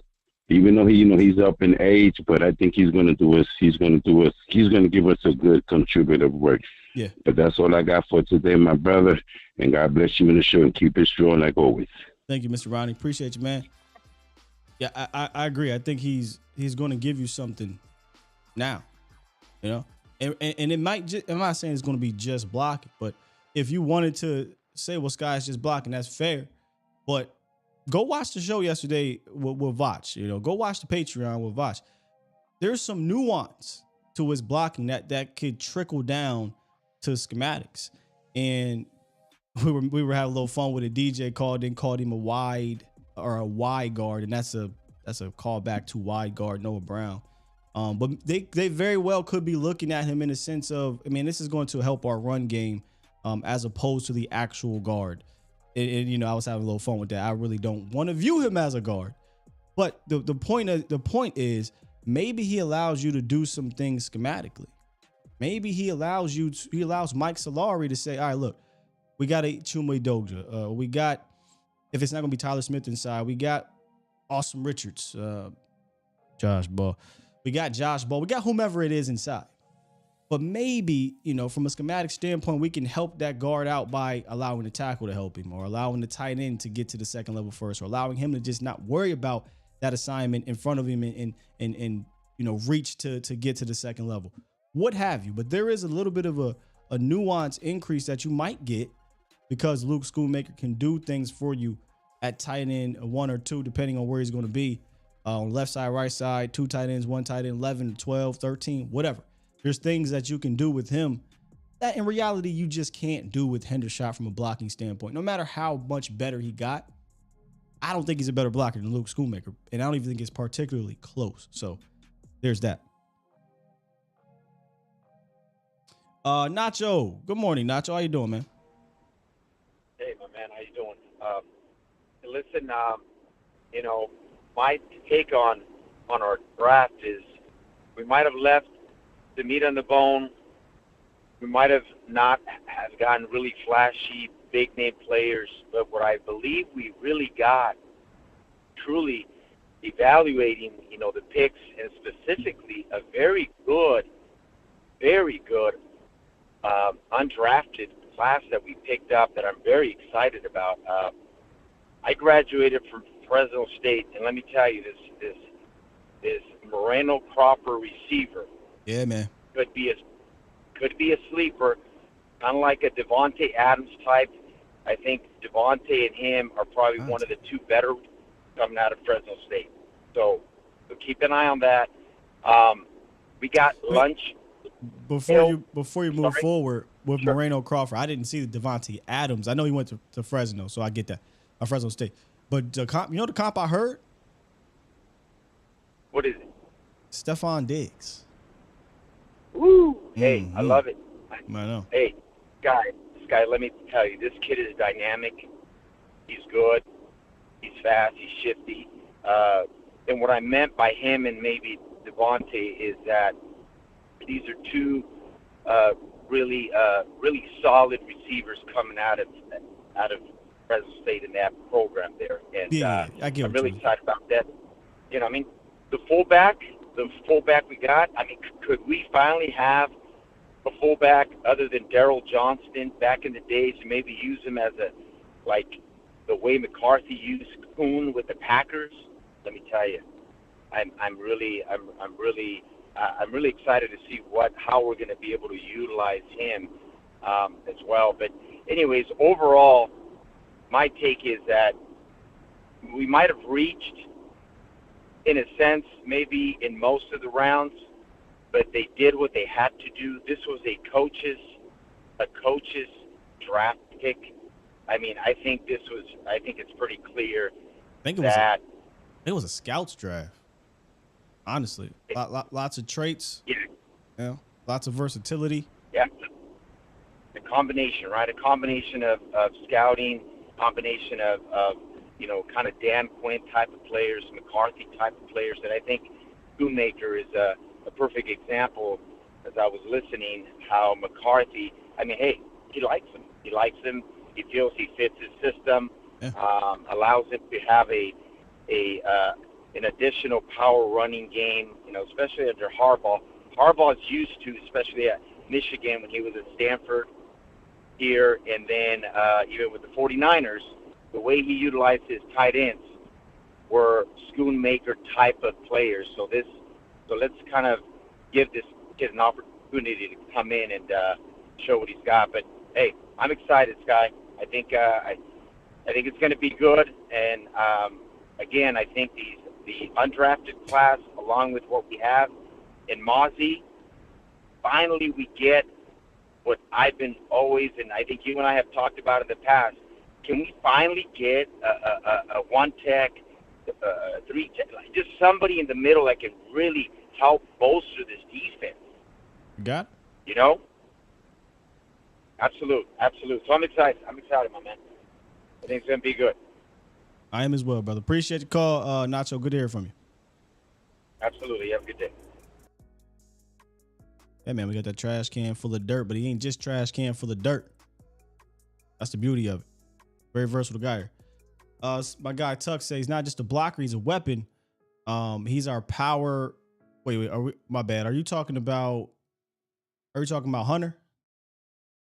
I think you might be talking about Hunter as opposed to you guys are talking about Hunter Lipke.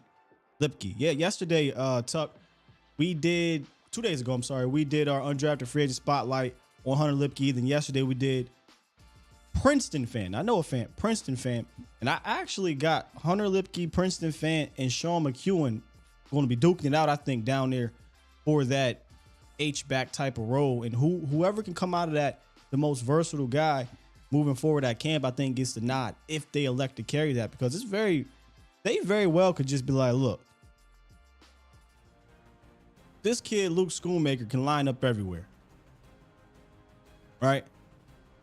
That's why the numbers game is going to be very interesting, because what if they say, look, Hunter didn't show out, Fant didn't show out, but we know what McEwen brings to the offense, and we know we're going to run 4 tight ends, and we saw him line up in the backfield and be a productive H-back for the Cowboys. We know that if they want to mix it up and be more versatile in that situation with a Luke Schoonmaker, he can line up back there, play action, and throw out of it. Because that was one of the things, Professor O, you remember this. We used to trip and get upset when they ran that stupid Hulk package or that put a guard in the backfield, because you're not faking it and throwing it to those dudes. So boom, they start putting Sean McEwen back there, and actually worked better from a running standpoint. But much like Kellen Moore, there really was nothing done off of it. There was no dribbling with the purpose.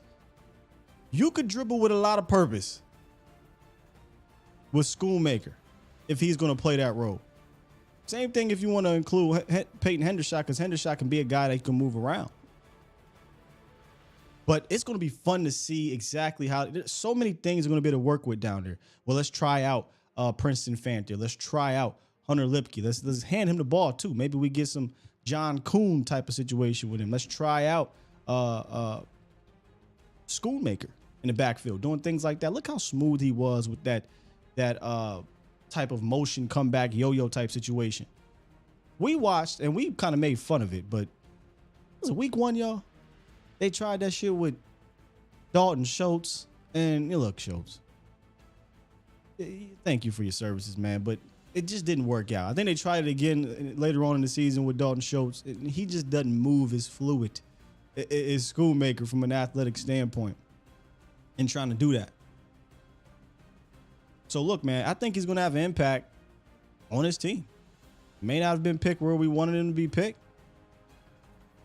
You may think he's not going to be this high-end pass-catching guy. That may be true. But I know one thing. He's going to come in here, going to play 12, going to block his ass off, and he's going to continue to develop as a pass catcher. And the Cowboys have been taking these Big Ten blocking type of tight ends, or not even just Big Ten, because Dalton Schultz went to Stanford, but they do the same thing Big Ten guys do. Their head coaches, they run a pro-style offense.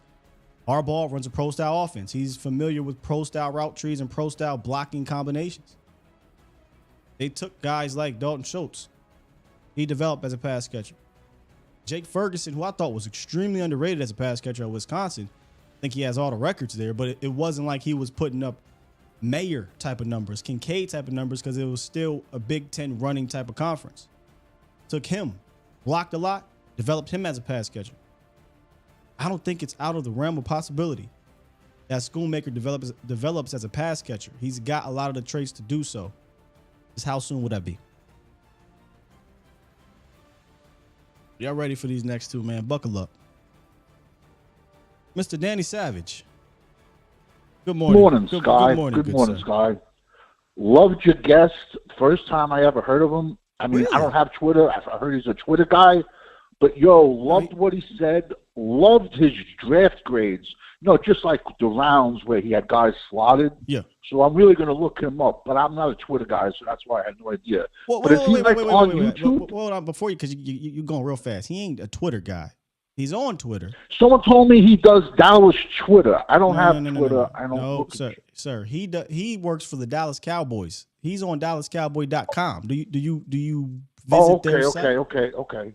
If you visit their site, okay, I've seen. I'm pretty sure you've read his articles. Like you just didn't realize. Show. All right, it's your show. Go ahead. Yeah, no, I'm going to check him out. Go ahead, love his content. Listen, here's the thing with those. Schoonmaker, his new nickname is the Shockmaster. Listen, he's a good tight end, yes.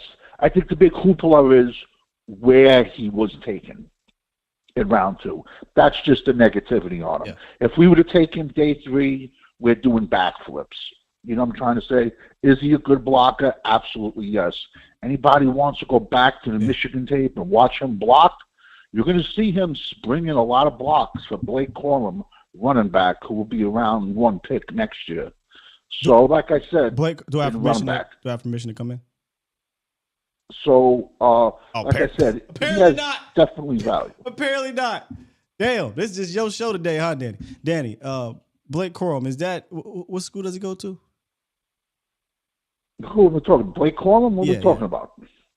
Michigan. Okay. That's what I'm saying. You could watch Schoonmaker blocking a lot for him and watching Blake Corum take runs for 80 yards. Gotcha. Great call as always. Great show as always. Listen to you and watch later. Talk to you guys later. Bye. Boy, look, y'all got to do better with this calling etiquette. You know better, Daddy. Marv, what's good, Marv? What up, Phil? What's the word, brother? What's the word, man? How you doing? Oh, man, I like to pick good blocking. It's like you said, they don't know what we're doing now, so there ain't going to be no make-up plays. It's going to be brute force to run it for the edges, for our halfbacks. Tight end's going to be dangerous, and I just love it for Dak. That's going to help Dak. He's good with play action, fake. That play action is going to be on. Mm-hmm. And everybody going to get what they want, and everybody think our quarterback is a bum. He's going to destroy Philly again, and the Giants, and the Redskins, and he's going to be laughing. They're going to be looking on the side, get stupid, and our D going to be, that D is going to be a monster. Oh, my God. But Mozzie, I keep telling you, everybody want to fight with me, but I'm telling you, man, Mozzie starting at 3 tech. I'm telling y'all, cause he can play. He's big, strong, and then you bring the other big guys in, and it's just like you say, still, come on, Big Bo. I'm praying, Big Bo. Come on, Bo. Bo, come on, Bo. If Bo do what he's supposed to do, it's gonna be over, man. So I'm telling you, man. Marv, when we did our losers, I didn't really see too many people bring up Bo, but when I call him a loser, but a loser from the draft, he very well could be included in that because of the Mozzie pick, and them having kind of two guys they believe can shade as a 1-tech or play nose. But I just got this feeling, man, as long as Bo improves and continues to improve, because he improved from last year to this year, he improved in training camp. I mean, if he shows that, I think they have the shot to keep all three of them around. Oh, yeah, they're going to keep Bo. Let me say, I want him to just be a monster. Yeah, so that way, change it. That way, then we your get batteries, Mozzie rest, and we get Mozzie rest and Big Hank. You know what I'm saying? But that guy, your battery, man, I watched that film. Man, you guys did a good pick. That number 4 pick is cold-blooded for real. This guy he wouldn't stop. Oh, still, you know what was funny? It was one of the Eagles' best podcasters. And he woke them up. He said, all y'all on here thinking the Cowboys drafted pitiful. Y'all are dumb. He said, one of my friends, coach, that dude, the 4th pick, Fehoko? Yes. Yeah. And then he said, the Darius Sproles looking like it's dangerous.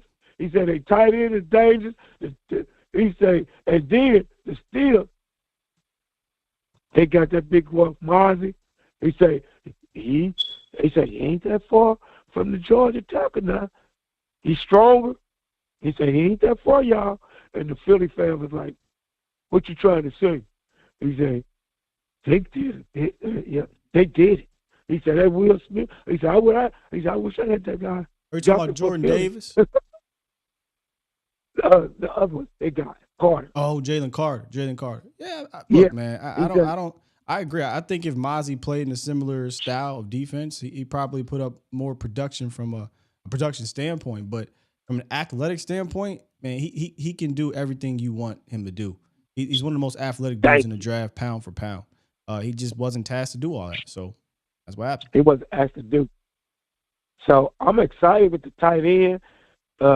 They was just going for, because, usually they take chances. They didn't want to take no chance. They said, let's get a pick. We know he's going to play right away. He's going to block for that, going to catch passes, block for our halfbacks. And that's what y'all want. You know what I'm saying? We trying to win, man. We getting tired of getting beat on dumb plays, and we can't run the ball. You know what I'm saying? Now, we ready. We ready for the 49ers. We ready, and we ready for the stinking Philly. My man. So good show, man. That was a good pick. Who you brought on, bring somebody else on, man. Keep doing it. Oh, well, he going to be here. Next week is vacation, so it won't be next week. But this will be a weekly segment on Thursdays at 9 a.m. Central. So set your calendar, set your whatever you need to set, your Gmail. We know how you are, Marv. Set your Gmail. And and he'll be every Thursday. Now, it'll be live during the regular season. During the off season. And then we'll record it and we'll drop parts of it during the regular season. So, yeah, man, he's a fantastic get, and we're excited to have him on. Now you got to get my homeboy on there. That's all love. The other one on the show from UW. I went to the University of Washington, too. Remember this? Yeah. Who else on the show? Who you talking about? You know the guy that's on the show with Isaiah Stanback. Yeah, Stanback. That's my boy. Yeah. I went to college. I went to the University of Washington with Stanback. Ran track with him. No, you didn't. Stanback ran a 10-2, 100 meters. I did too. You ran with Isaiah Stanback?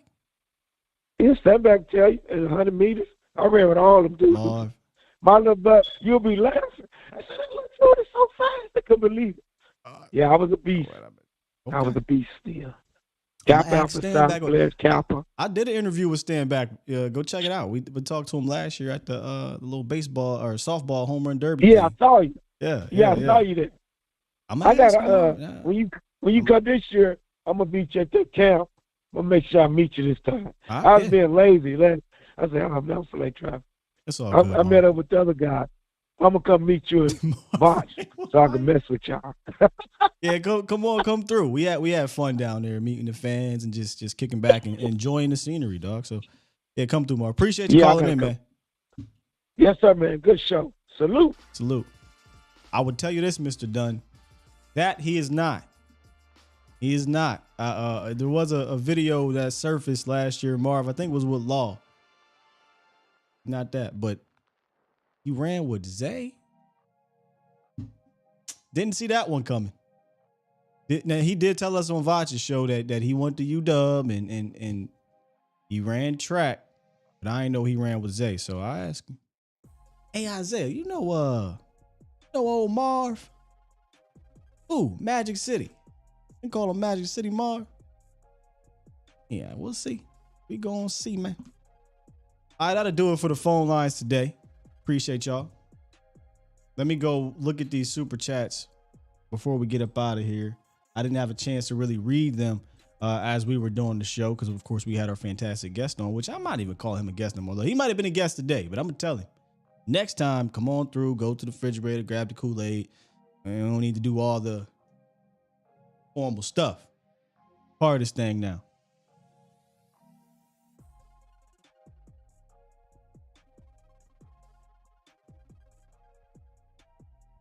Y'all wild in this chat, man. Y'all are wild. All right, here we go. What's today? The 4th. Boom, bow, bang. J SoCal, appreciate you. He says Micah Parsons. All right. Super chat. Matt Lennox dropped one earlier. Dropped 10 just to support. Appreciate you. We don't wipe them 304s. Super chat. AKA Chris said, Ferg's yak ability is crazy. Dude has crazy vision when he has the ball in his hands, and he gains more yards with both elusiveness and power. Facts. And I just think there's this handful of people, ain't a whole lot, but there's this handful of people that I believe underrate him as a pass catcher, as a weapon, especially when you provide context to the position. Where tight ends are going to get the ball on bootlegs. Tight ends are going to get the ball on play action. Tight ends are going to get the ball right in front of the quarterback. Can you secure it? Can you catch in traffic? He dropped 0 balls last year. None. Now, he didn't have a ton. He only had, 21 or so targets, but he didn't drop a single pass. Can you make contested catches? He's done that. Can you make guys miss when you get the ball? He does that at one of the best rates, or at least he did at one of the best rates last year. Ferg is a problem with the ball in his hand. Ignoring that would be a mistake for the Cowboys, in my opinion. Super chat. Sully dropped 5 and said, would you be against dropping McEwen and keep Lipke and Fant? Feel like you can only keep one of the two. Sully, that's going to be the competition. Like McEwen, and again, we did the losers or whatever yesterday. I purposely didn't list 10 names because I wanted to kind of bounce off of y'all. You could include McEwen if you wanted to. I went with more high profile guys, hence you didn't see Bohan on there and McEwen. But McEwen is fighting for my life. He's fighting for his life. I know he's part of their quote unquote 4 horsemen or whatever, but he's on a 1-year deal. He's a UDFA guy. His role that he played last year, they brought in a number of dudes that can play that role. He has a leg up because he's been around the league though, right? He's already kind of got that 3-4 year strength in him, and he knows the offense, he knows the quarterback, he knows his guys. So he's got a leg up, but there's definitely competition. I'm not ready to say I'm going to drop anybody just quite yet. I want to go and see them at camp or wait to see them or hear about them at camp before we get to dropping guys. But I definitely want to see a competition between them for that spot for sure. And then starter kit Duke. Super chat. He dropped 5. He said, with Parsons stating he's getting ready to play defensive end full time, how do you view our linebacker room? Does Overshown get playing time? Great question. That's a content question because we're going to break that whole thing down for sure. How do I view the linebacker room? Does Overshown get playing time? I'll be brief with it. I still do believe Overshown is below Clark, ahead of Jabril Cox and Devin Harper at the moment. So the playing time may come in one of two ways. Injury, right? and or a very, very specific role, meaning playing that big nickel a little bit. And when I say big nickel, we might have to find a different word for what they might do with Overshown, because I think they're going to utilize him coming forward more than utilize him going back. So we're going to have to think of maybe a different nickname for that. I know maybe he takes over the Rover role. That's something to think about. Maybe he takes over. I mean, I don't want to go too far. Micah Parsons, the way he was used year one, I'm not saying Overshown is going to be used as a pass rusher in that manner, but the way he was used year one was all over the damn place. And Overshown he was a safety in the Big 12 converted to a linebacker. You see some of the drop back skills, but my guy is a missile coming forward.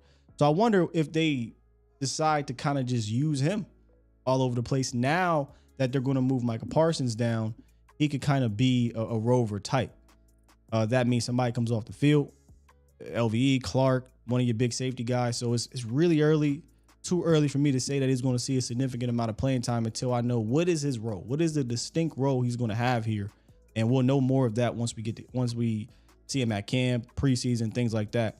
But I definitely do believe Clark and LVE are your linebackers, and if they don't get hurt, they're going to play majority of the snaps. Everyone else will have to be competing for a role / special teams. But man, as I'm thinking this through, Overshown could definitely be a guy you move all over the place. Interesting. And I think that's it for Super Chats. Appreciate y'all.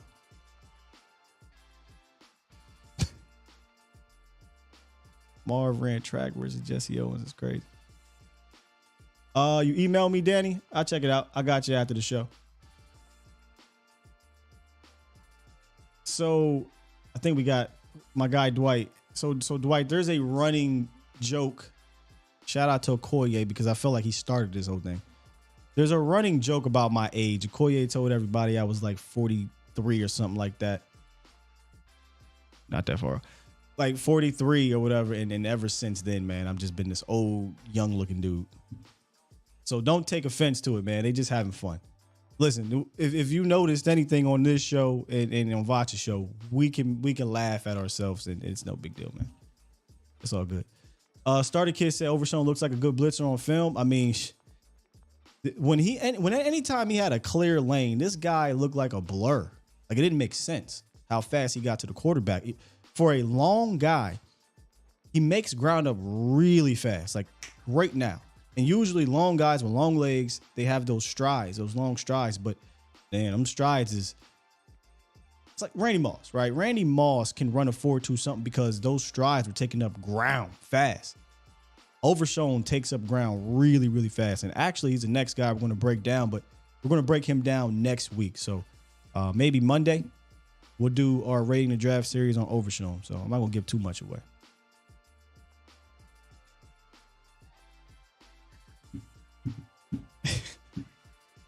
I ain't gonna lie, I'm getting cooked.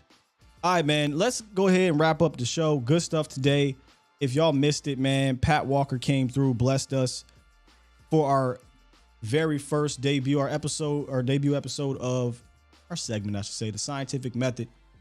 We will have it chopped and screwed and put on the website, so check that out. Really good stuff from him, as always. I mean, he does not miss. You can check him out on DallasCowboys.com and follow him on Twitter. Patrick Nosey Walker, the voice of the star. If you enjoyed that and you enjoyed the show in general, please, please, please hit the like button. If you want to be a part of the Bomb Squad, you want to comment down in the comment section, you got to be a subscriber. Hit that sub button. Share this with your friends, your family, your rivals. It don't matter. If you think that they need some insight on Dallas Cowboys stuff. And of course, continue to support all Cowboy content creators, man. We are deep. I will put us up against anybody. We are deep in this thing. We get deep in this Cowboys information, and we go above and beyond to make sure that we provide quality Cowboys content. At least that's what I'm trying to do here. Provide quality Cowboys content from top to bottom. So I appreciate y'all. I think we got everything. I'll be on later with Vach, final show of the week. And then Mo will be on Talking Cowboys for his final show of the week for A to Z Sports Prime Time. So make sure y'all check him out as well. You're killing me, El Tino. You're killing me. With that said, I'm going to press this button and get up out of here. Oh, he goated. No C goated for sure. Sky was there when Marv and Jesse ran in Berlin. See what I'm saying? You see what I mean, Dwight? They be getting on me, man. Yo, hey, Professor O, send me that. Send me that picture, because if it's him, we gonna have fun with that. Be out of here. Love you. Peace.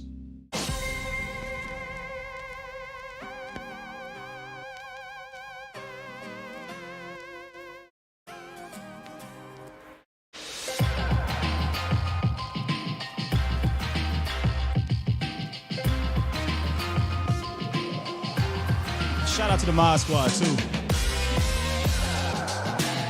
Shout out to the day ones. Y'all know I'm big on wrestling. I might have to turn the Usos or the Bloodline day one thing into something here. I'm going to have to do it because we got a lot of day ones.